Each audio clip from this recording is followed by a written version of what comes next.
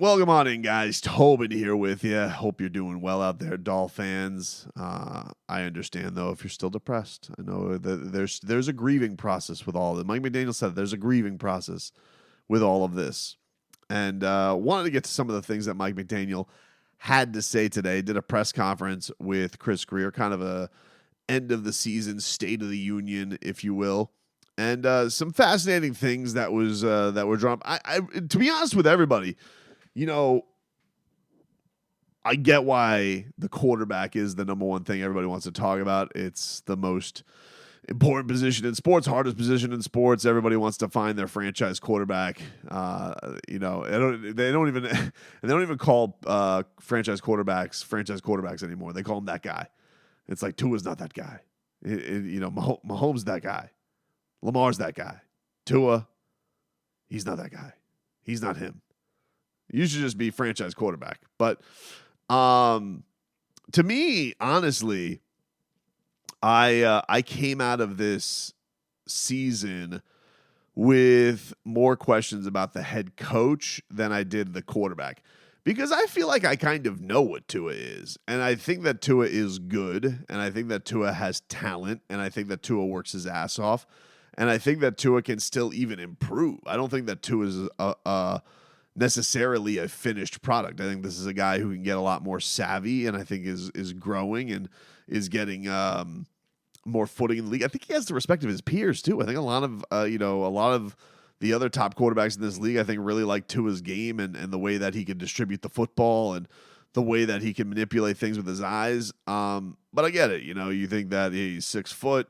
He can't really move. He doesn't have Josh Allen or Justin Herbert or Mahomes' arm. Get all that. We're going to bang that our head against the wall for 7 months up until we get to training camp and probably then throughout every game. But Mike McDaniel's an interesting one, right? Because Mike McDaniel is kind of the more unproven product in all of this, right? Like Tua comes into this whole thing and he's, whatever you think about him, he was one of the top quarterback prospects. The only reason that he fell is because he had this ravaged hip injury. But for years, people wanted to tank for him. They thought that, hey, this guy is got the goods. He made Alabama actually kind of fun offense when nobody was really doing that. It was always just run. And Mike McDaniel, on the other hand, kind of comes from the other side of the tracks. He's a guy that doesn't talk like a head coach. He's a little bit weird. I think we all really dig it. We love the relationship that he has with Tua. It's fun to see his personality, but nobody else interviewed this guy, and he had never called plays before. And he gets here, and he's tasked with, basically just one thing, which is fix this guy. Fix this guy, Tua Tagovailoa, see what you can do him. And he does a good job of it. He goes from this guy not believing in himself to making his offense one of the more explosive offenses in the league, right? So there's obviously some good qualities, but this is also not a man with a ton of experience calling plays. And I think that one of the things that's interesting about it is he is, talked all season about, the players, it's like learning a language and knowing this and all these things that I want to put in there and all these things I want to implement. And there's very clearly some coaches that are like, oh man, the motion was driving us crazy. We don't know what to do against it, all this type of stuff. But also, you're hearing the quarterback issue some concerns about communication and how they're getting in and out of stuff and how they're protecting and all that. So you wonder, like, from an efficiency standpoint, is everything being done in the right way? And then just looking at his calls just in general on certain things where he just will abandon the run at the strangest times or will go from, being very aggressive and attacking to everything has to now be out wide in an open space and hoping that you can get that extra block to get guys out wide. And, and I think for lack of a better term, everybody would just say he's just getting a little bit too cute for himself. But Mike McDaniel was asked today about the idea of giving up play calling and would not rule it out. No, I think you're always assessing things. An important part of right after the season is to make sure that you're not making your judgments based upon the emotion of the roller coaster ride that you just went on. I think you have to critically assess by slowly evaluating everything. I think the way I look at it is nothing's off the table ever. Just because to just say, well, that's the way we've done it. That's not a good enough reason to me. And I think we failed to reach our goals this season, so that play calling wouldn't live outside that. And we'll see based upon what we do with this season. If we utilize all the lessons learned, we'll see what it actually means as we press forward. So there you go. Not ruling it out. I do not get the impression based off that answer, though, that he's going to do it. I think that Mike McDaniel is going to continue to call plays for this team. I think that one of the things that you can respect about Mike McDaniel with being at the helm and being the head man is he's very much enjoying being the head man. He has been on a lot of staffs. He's been on a lot of franchises. He's eaten a lot of, terrible food. You've seen his journey. He was out of the league. The story's been told, right? I don't think this guy is going to go down with the ship by giving something up. Now the question is he going to come back and is he going to do some things different and learn something? Yeah, I think that's totally fair, and I think that him and Tua both as a package deal, because I think they're both going to be back, guys.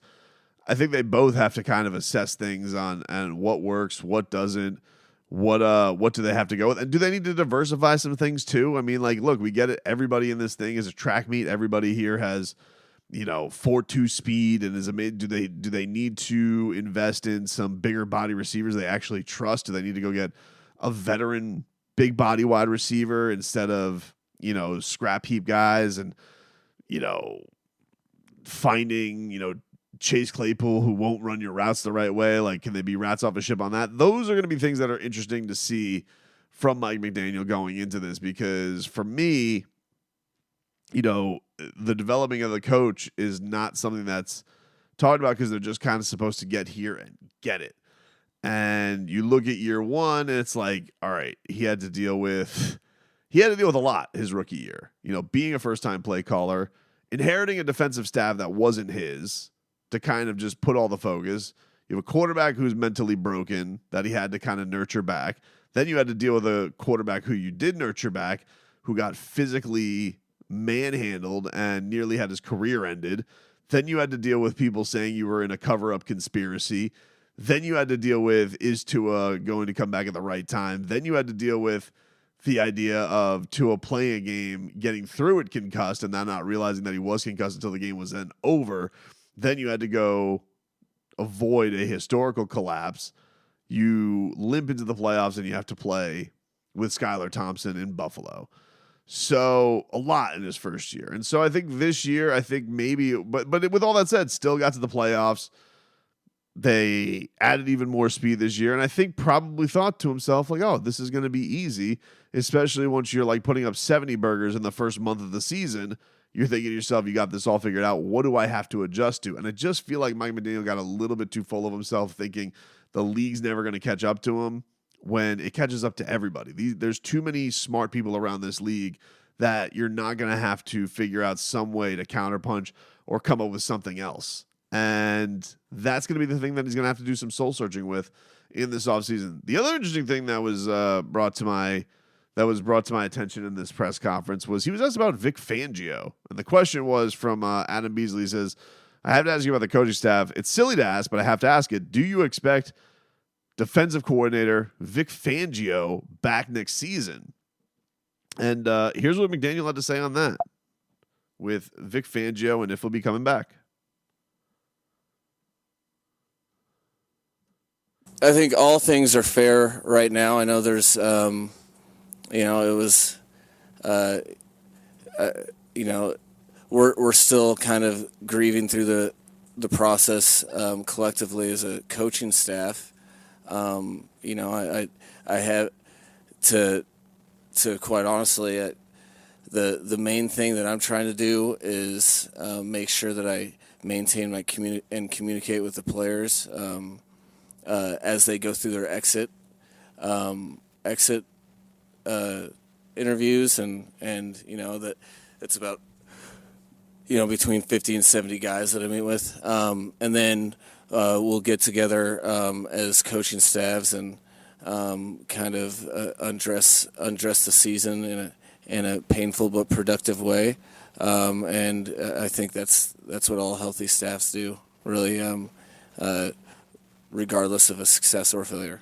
That's a really weird answer. And I know Mike McDaniel is one for long-winded, weird answers, but for a very simple question of, do you expect Vic Fangio to be back? And with the preface of, oh, it's silly to ask, but then saying, no, I think all things are fair right now. I found that to be weird. Like, Vic Fangio, first of all, for as credentialed as he is, what a big deal it was to bring him in, knowing that he is, very set in his ways. It almost makes me wonder, because Mike and Chris Greer have such a tight relationship, is there a little bit of animosity from the front office at Vic because, specifically a guy like Cam Smith didn't get on the field, they didn't trust him, or some other personnel that they thought things could have been a little bit better? It's like, yes, the defense was very bend, don't break, and Vic Fangio can give Mike McDaniel double middle fingers and be like, dude, look at the situation you put me in, and look at the point totals that I kept it to. And it was, the defense was dealt such an unfair hand by the end of this season. Chubb, JP, Holland, X, Jerome Baker, Van Ginkel. How are you supposed to get Deshaun Elliott being banged up? How are you supposed to do anything as a defensive coordinator, right? So in fairness, I found that to be odd that he's just like, yeah, we want Vic Fangio back. Vic did a great job, especially knowing what they had to go through. So that one made the antenna go up and be like, what the hell was that? What kind of an answer was that Vic? So Fangs might not be back next year, because is that a case of like, you genuinely don't like the way he did his job, or are you trying to get Fangs out of there because you're worried about like mid-season getting the heave-ho and they go to Fangs? I don't know. I just found that very, very odd that for a pretty simple question, that was a very broad non-answer from Mike McDaniel. And he's the king of broad non-answers, but that was that one to me was really, we started talking about player exit interviews. It's like, well, what? That's about the coaching staff. That was strange to me, dude.